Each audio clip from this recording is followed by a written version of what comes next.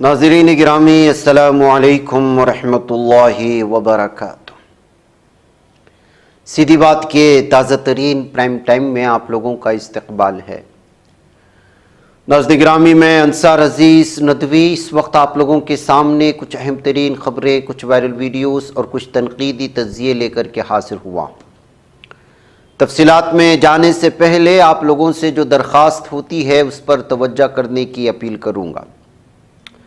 سب سے پہلے ناظرین گرامی، بھارت کی آج مسلمانوں کے لیے وقف کے سلسلے میں کچھ راحت ملی ہے سپریم کورٹ سے، اور وہ یہ ہے کہ آج سپریم کورٹ میں وقف ترمیمی بل کو لے کر کے سنوائی تھی اور اس نے فیصلہ بھی سنایا۔ عدالت عظمیٰ نے عبوری حکم سناتے ہوئے کہا کہ پورے وقف قانون پر روک نہیں لگائی جا سکتی، سپریم کورٹ نے صرف کچھ دفعات پر ہی روک لگائی ہے۔ عدالت نے کہا کہ وقف بورڈ میں 3 سے زیادہ غیر مسلم رکن نہیں ہونے چاہیے، اور جہاں تک ممکن ہو بورڈ کا CEO مسلم ہی ہونا چاہیے۔ وقف ایکٹ کو لے کر کے داخل کی گئی مختلف عرضیوں پر سماعت کے دوران CJI-BR گواہی نے کہا کہ ہم نے ہر ایک سیکشن کو دیے گئے چیلنج پر غور کیا ہے۔ ہم نے پایا کہ قانون کے مکمل التزامات پر روک لگانے کا کوئی معاملہ نہیں بلتا، حالانکہ کچھ سیکشن کو تحفظ کی ضرورت ہے۔ وقف تنازع پر سپریم کورٹ نے کہا کہ قانون پر روک صرف نایاب سے نایاب ترین معاملوں میں ہی لگ سکتی ہے۔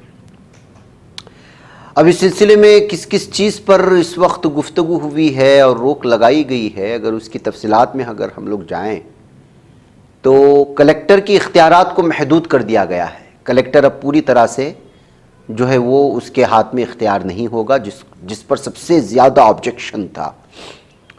وقف کرنے کے لیے مسلمان ہونے کی شرط کو ہٹا دیا گیا ہے، یعنی اگر کوئی وقف کرنا چاہتا ہے تو اس کا مسلمان ہی ہونا یہ ضروری نہیں ہے۔ اسٹیٹ وقف بورڈ اور سینٹرل وقف کونسل میں غیر مسلمین کی شرکت کو بھی محدود کر دیا گیا ہے، یعنی جسے چاہے اسے بھر رہے ہیں، جو مسلمان نہیں ہے ایسا بھی نہیں ہو سکتا، اس کے اپنے کچھ شرائط ہوں گی۔ آثار قدیمہ کے زیر نگرانی مساجد میں بھی کچھ راحت دی گئی ہے۔ امید پورٹل جو اس وقت حکومت کی جانب سے جو ہے لانچ کر دیا گیا تھا کچھ مہینے پہلے، آپ جانتے جو سرخیوں میں آیا تھا، پھر اس کے بعد یہ اعلان ہوا تھا کہ اپنے اپنے جہاں جہاں بھی وقف بورڈ کے اراضی ہیں، آثار قدیمہ ہیں جو وقف بورڈ سے جڑے ہوئے ہیں، اس کو اس کے ساتھ جوڑ دیے جائیں۔ لیکن وقف بورڈ کی جانب سے کہا گیا تھا کہ بلکہ مسلم پرسنل لاء بورڈ سے یہ اعلان آیا تھا کہ اس طرح کا کوئی فیصلہ نہ لیا جائے۔ وقف بائی یوزر پر بھی کچھ راحت دی ہے، مگر اتنی نہیں جس کی توقع تھی جو فیصلے میں آئے گی۔ اکثر معاملات میں مسلمانوں کو کچھ راحت ملتی ہوئی نظر آ رہی ہے، جس کا استقبال کیا جا رہا ہے فیصلے کا، اور سپریم کورٹ کے اس فیصلے کو لے کر کے آئندہ بھی جو ہے بہتر فیصلہ ہوگا۔ وقف بورڈ ترمیمی بل کو لے کر کے اس طرح کے جو ہے الگ الگ طرح کے آراء و مشورے بھی آ رہے ہیں۔ دراصل مزید جو ہے ہم لوگ تفصیلات اکٹھا کرنے کی کوشش کر رہی ہیں کہ کہاں اور کس طرح سے جو ہے بحث کی گئی ہے۔ ساری تفصیلات آئیں گی تو اس پر بھی جو ہے آپ کو ساری تفصیلات رکھی جائیں گی۔ سپریم کورٹ نے کہا کہ یہ فیصلہ قانون کی آئینی حیثیت پر نہیں ہے۔ عدالت نے وقف املاک پر محصول سے متعلق قانون پر روک لگا دی۔ نیز وقف بورڈ کے 11 ارکان میں 3 سے زیادہ غیر مسلم ارکان نہیں ہونے چاہیے، اور وقف بورڈ کا CEO جہاں تک ممکن ہو مسلم کمیونٹی سے ہونا چاہیے، لیکن کسی غیر مسلم کو CEO مقرر کرنے پر کوئی پابندی نہیں ہے۔ چیف جسٹس کی سربراہی میں سپریم کورٹ کی 3 رکنی بینچ نے یعنی ضروری نہیں قرار دیا گیا ہے کہ غیر مسلم ہی CEO ہو، یہ ضروری نہیں قرار دیا گیا ہے، ہاں ہو سکتا ہے، یہ جو ہے اختیار دیا گیا ہے۔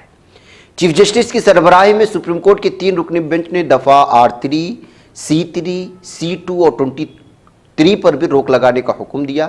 اس طرح عدالت نے کچھ معاملات میں مسلمانوں کو اور کچھ معاملات میں حکومت کو راحت دی۔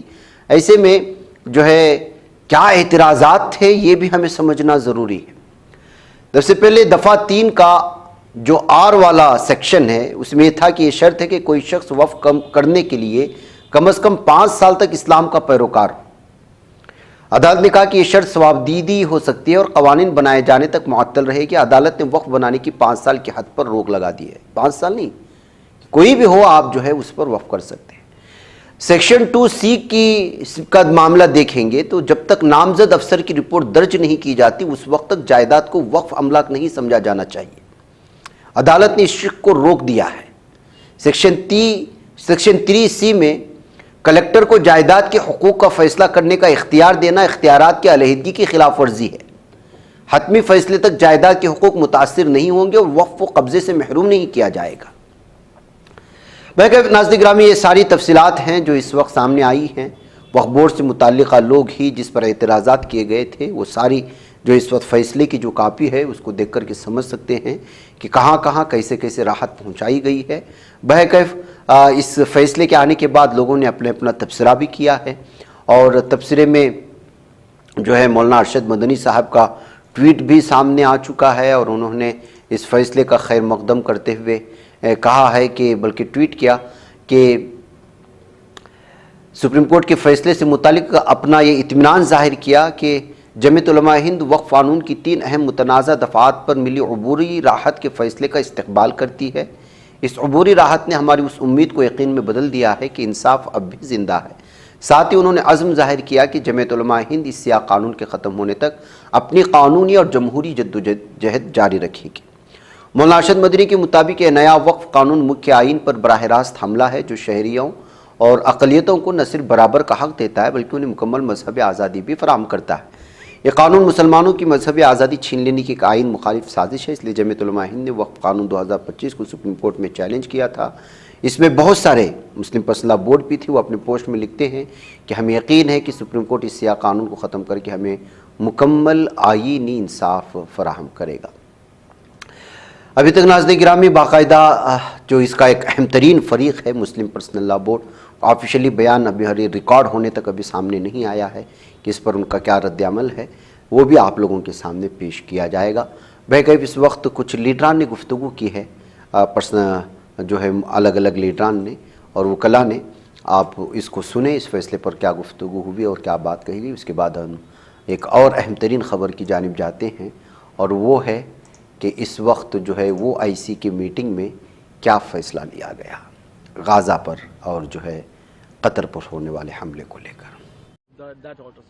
The Supreme Court has first found that there is a prima facie case for stay on certain provisions. They have not stayed all the provisions, the complete act, but certain provisions have been stayed, like the provision that said that you have to be a Muslim for 5 years have been stayed because there is no mechanism to determine whether the same can happen or not, to determine whether someone has been a Muslim for 5 years or not.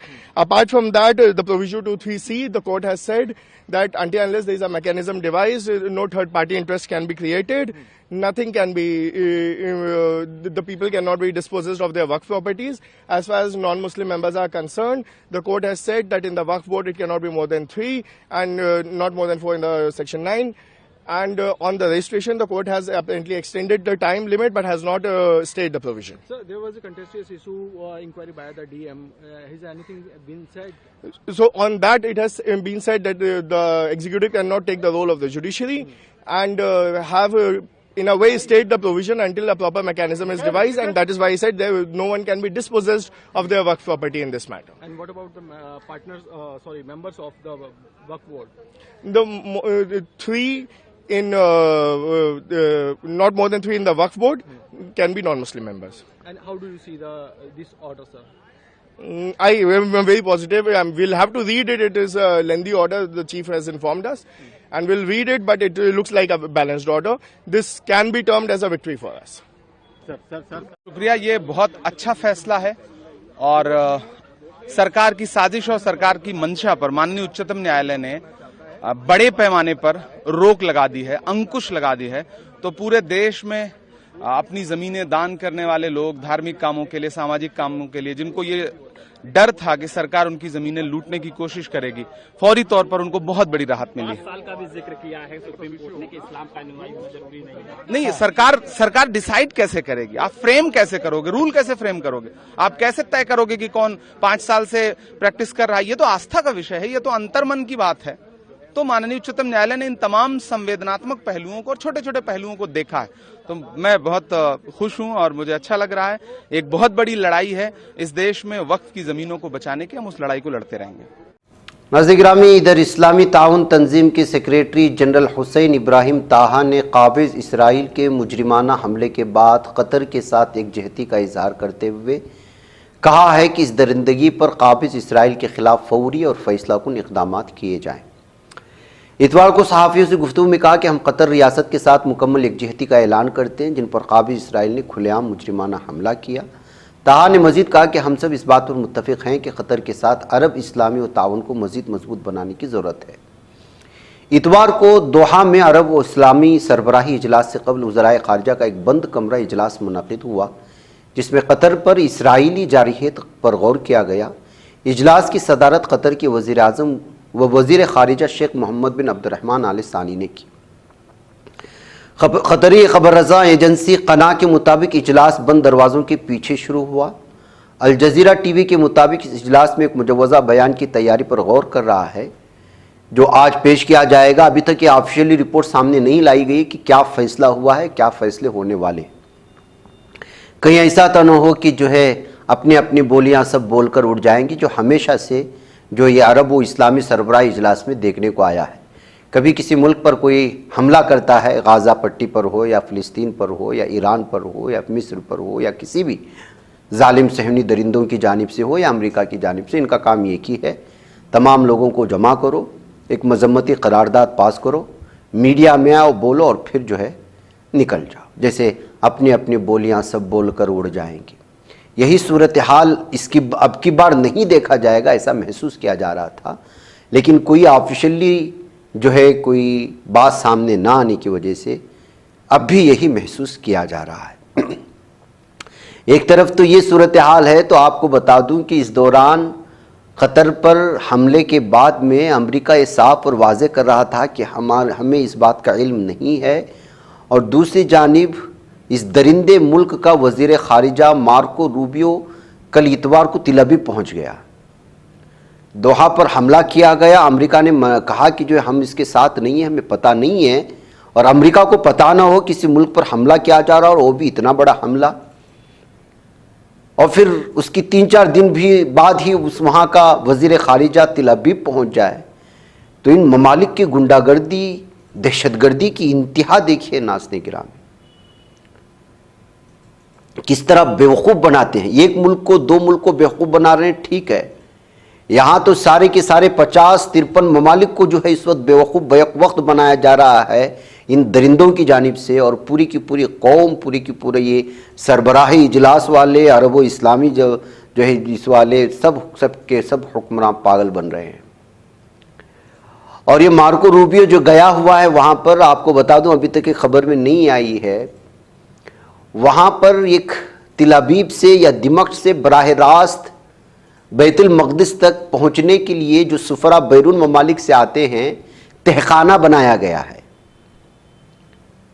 راستے سے چلتے ہوئے ان کے لیے security فراہم نہیں ہو سکتی، یا ہو سکتا ہے ان کے اوپر حملے ہو وغیرہ وغیرہ، تو سرنگ کے راستے جو ہے وہ دمشق میں، جہاں پر جو ہے مسجد اقصیٰ کے پاس یہ تلمودی جتنی بھی ان کی روایات ہیں، ان کی عبادات ہیں، اور جو ہے دیوار گریہ ہے، اور بھی بہت ساری چیزیں ہیں، وہاں تک پہنچنے کے لیے دمشق سے وہاں تک ایک سرنگ بنائی گئی ہے۔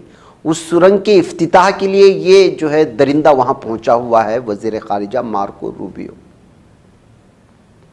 غازہ پٹی پر پوری کی پورا تہس نہس کرنے کے لیے سارا سیٹ اپ ہو چکا ہے۔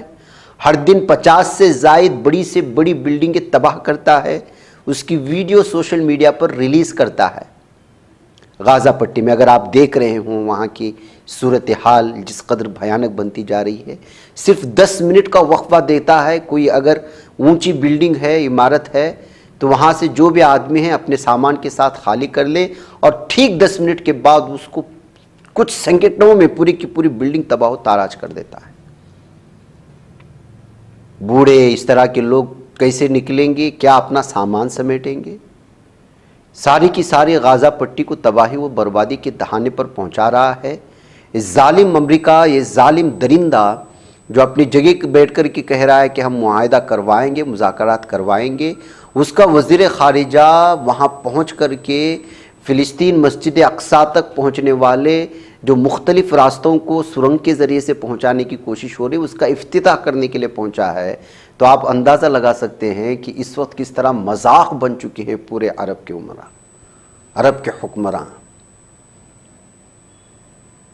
ان کو نہ کوئی روک رہا ہے نہ ان پر کچھ بول رہا ہے. ان کی خود کے ملک میں حملہ ہو رہا ہے تو یہ ابھی بھی میٹنگیں کھیل رہے ہیں. اور ایران کیا بول رہا ہے اس کا بھی آپ سن لیں. ایران نے کہا ہے کہ پوری طرح سے عرب ممالک مل کر کے وار روم بنائیں اسرائیل کے خلاف. مسلمان ممالک سے اسرائیل کے خلاف مشترکہ آپریشن روم بنانے کا مطالبہ کیا. ایک بیان میں ایرانی سپریم نیشنل سیکورٹی کونسل کے سیکریٹری علی لاریجانی نے کہا کہ کسی عملی اقدام کے بغیر صرف تقاریر پر مشتمل اجلاسوں سے اسرائیلی حکومت کا کچھ نہیں بگڑے گا. انہوں نے کہا کہ مسلمان ممالک اسرائیل کی جنونی حکومت کے خلاف ایک مشترکہ آپریشن روم بنائیں. یہ فیصلہ صہیونی حکومت کے سرپرستوں کو پریشان کرنے کے لیے کافی ہوگا.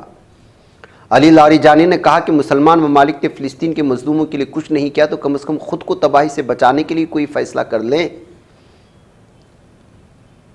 دوسرے عرب و اسلامی ممالک کے وزراء خارجہ اجلاس سے خطاب کرتے ہوئے اسحاق ڈان نے کہا کہ سلامتی کونسل کو غازہ میں بین الاقوامی محافظ فورس کی تعیناتی سمیت عملی اقدامات کرنے چاہیے. سلامتی کونسل کو اسرائیل پر ذمہ داری عائد کرنی چاہیے. وزیر خارجہ نے کہا کہ حملہ خود مختاری و علاقائی سالمیت کے اصولوں کی کھلی خلاف ورزی ہے. اسرائیل کا جنگ بندی کوششوں میں مصروف خود مختار ملک پر حملہ بلا جواز و قابل مذمت ہے. تو یہ صورت حال ہے ناظرین گرامی. 50-53 ممالک سے زائد کا اجتماع جو ہوتا ہے، آتے ہیں، کھاتے ہیں، پیتے ہیں، کچھ تقریر عربی میں ہوتی ہے، ویڈیوگرافی ہوتی ہے، لوگوں کے سامنے آتے ہیں اور پوری دنیا کو خود بھی وہ بیوقوف بنتے ہیں، اپنے عوام کو بھی بیوقوف بنا کر کے چلے جاتے ہیں. اس سے بہتر تو حماس اور وہ غازہ پٹی کے مسلمان ہیں جو صبح سے شام تک اپنی نظروں کے سامنے، اپنی آنکھوں کے سامنے اپنوں کو، بھائیوں کو، بہنوں کو، معصوم بچوں کو جو ہے وہ شہید ہوتے ہوئے دیکھ رہے ہیں. کوئی تڑپتا ہوا مر رہا ہے، کوئی بھوک سے شہید ہو رہا ہے، کوئی پیاس سے شہید ہو رہا ہے، کوئی ہاسپٹلز میں جو ہے تڑپتے جو ہے جس کا علاج نہ ہونے کی وجہ سے شہید ہو رہا ہے. ان کے پاس فرار ہونے کے لیے راستے ہیں لیکن وہ کہتے ہیں کہ نہیں، ہم اپنی زمین کو چھوڑ کر کے نہیں جائیں گے. اور ضمیر کس کا جگہ ہوا ہے؟ سارے یورپین ممالک میں بڑے بڑے پیمانے پر مختلف علاقوں میں اس وقت جو ہے بے انتہا لوگ جو ہے وہ راستوں پر اتر آ رہے ہیں. 1-2 کی تعداد میں نہیں، لاکھوں کی تعداد میں راستوں کو بلاک کر رہے یورپین ممالک کے. سویا ہوا ہے تو صرف اور صرف مسلمان سویا ہوا ہے. وہ کسی بھی ملک میں غازہ پٹی کے مسلمان ان کے لیے اور ظالم صہیونی درندوں کے خلاف احتجاج کرتا ہوا نظر نہیں آ رہا ہے. اور اندرونی سطح کی ہماری حالت کیا ہے؟ آج خبر آئی پیر کے دن کہ غازہ میں مزاحمت کاروں نے 3 قابض اسرائیل کے مخبروں کو، جاسوسوں کو، منافقوں کو سزائے موت دے دی. کیسے لوگ ہیں یہ؟ کس طرح کی جہنم میں جلے گی کچھ پتہ نہیں چلتا. جن کی مخبری کی وجہ سے صبح سے شام تک معصوم غازہ بچے کے مسلمان شہید کر دیے جاتے ہیں. المجد الامنی ایک سیکیورٹی ویب سائٹ ہے، اس نے اطلاع دی ہے کہ فلسطینی مزاحمتی سیکورٹی اداروں نے غازہ شہر میں 3 ایسے افراد کو سزائے موت سنا دی، سزائے موت دے دی، لٹکا دیا ان لوگوں کو جو قابض اسرائیل کی خفیہ ایجنسیوں کے لیے جاسوسی کرتے تھے، موساد کے ایجنٹس تھے. اور اس طرح کی تو پوری کی پوری ساری دنیا میں جس ظالم صہیونی درندوں نے اپنے جاسوسوں کو پھیلا دیا ہے، ان کے لیے غازہ کے پٹی میں جاسوسوں کو ڈھونڈنا کون سی بڑی بات ہے؟ ایمان کمزور ہے تو ہر کوئی کسی کے لیے بھی جاسوسی کر دیتا ہے، منافقت کرتا ہے. زمینی سطح پر القسام بریگیڈ کے مزاحمتی ونگز جو ہے وہ لگاتار ظالم صہیونی درندوں سے لوہا لے رہے ہیں، ان کو نقصان پہنچانے کی کوشش کر رہے ہیں. القسام ہر دن کسی نہ کسی اعتبار سے ایک ویڈیو جاری کرتے ہیں کہ کس طرح میدانی سطح پر ان سے جنگ لڑ رہے ہیں. جبالیہ کیمپ کے مغرب میں قابض اسرائیل کی 2 ٹینکوں کو مزید بارودی دھماکوں سے اڑا دیا ہے، جس میں موجود جو ہے صہیونی درندے ہلاک ہو چکے ہیں اور جو ہے وہ جہنم واصل ہو چکے ہیں. القسام بریگیڈز نے اپنے ٹیلی گرام چینل پر جاری بیان میں کہا کہ جانباز مجاہدین نے جبالیہ کیمپ کے مغرب میں الصفتاوی چوراہے پر قابض دشمن کی 2 میر کافا ٹینکوں کو نہایت طاقتور زمینی بارودی دھماکوں سے نشانہ بنا کر نقصان پہنچایا. اس کے علاوہ قابض اسرائیلی فوج کا طاقتور مرکاوا ٹینک بھی تباہ کرنے کا مجاہدین نے دعویٰ کیا ہے۔ مسلط کردہ سخت ناکہ بندی، مسلسل فضائی و زمینی بمباری کے باوجود فلسطینی مزاحمتی تنظیمیں دشمن کے خلاف بہادری سے ڈٹ کر لڑ رہی ہیں، ان کو نقصان پہنچا رہی ہے۔ اسلامی جہاد کے عسکری ونگ سرایا القدس نے بھی اعلان کیا ہے۔ سرایا القدس اور بھی مختلف جو تنظیمیں الگ الگ اعتبار سے الگ الگ علاقوں میں غازہ میں اس وقت جو پھیلی ہوئی ہیں، وہ پوری طرح سے جو ان ظالم درندوں کو نقصان پہنچانے کی کوشش کر رہی ہے، اور اس میں تھوڑی سی ان کو کامیابی مل رہی ہے، یہ کہا جا سکتا ہے۔ آسٹریا سے خبر آ رہی ہے ناظرین گرامی، یورپی ملک ہے، یہاں کی حکومت 14 سال سے کم عمر کی طالبات کے اسکولوں میں ہیڈ اسکارف پہننے پر پابندی لگانے کے لیے غور کر رہی ہے۔ اس سلسلے میں ویانا میں مخلوط حکومت نے ملکی پارلیمان میں ایک مسودہ قانون بھی پیش کر دیا ہے۔ ایلپس کی پہاڑی سلسلے کی جمہوریہ آسٹریا میں ویانا سے موصولہ رپورٹ کے مطابق حکومت ایک ایسا قانون منظور کرانا چاہتی ہے جس کے تحت ملکی اسکولوں میں زیر تعلیم 14 سال سے کم عمر کی طالبات کی طرف سے اسکولوں میں ہیڈ اسکارف پہننا ممنوع ہوگا۔ ویانا میں اس وقت قدامت پسندوں کی پیپلز پارٹی، بائیں بازو کی طرف جھکاؤ رکھنے والے سوشل ڈیموکریٹس اور نئے ترقی پسندوں کی جماعت پر مشتمل ایک مخلوط حکومت اقتدار میں ہے، اور جب سے اس طرح کے فیصلے آئے ہیں ایک بار پھر آسٹریا سرخیوں میں آیا ہے۔ ناظرین مجھے اجازت دیں، السلام علیکم ورحمۃ اللہ وبرکاتہ۔ یہ بچ پاتا ہے کوئی صحافی کی نگاہوں سے، ملاتا ہے یہ لوگوں کو محبت کی پناہوں سے، کرم اور درد مندی کا ہے ایک سنسار سیدھی بات، عزیمت جرأت و ہمت کا ہے اظہار سیدھی بات، عزیمت جرأت و ہمت کا ہے اظہار سیدھی بات۔ یہ چینل حق نگر بن کر کچل دیتا ہے فتنوں کو،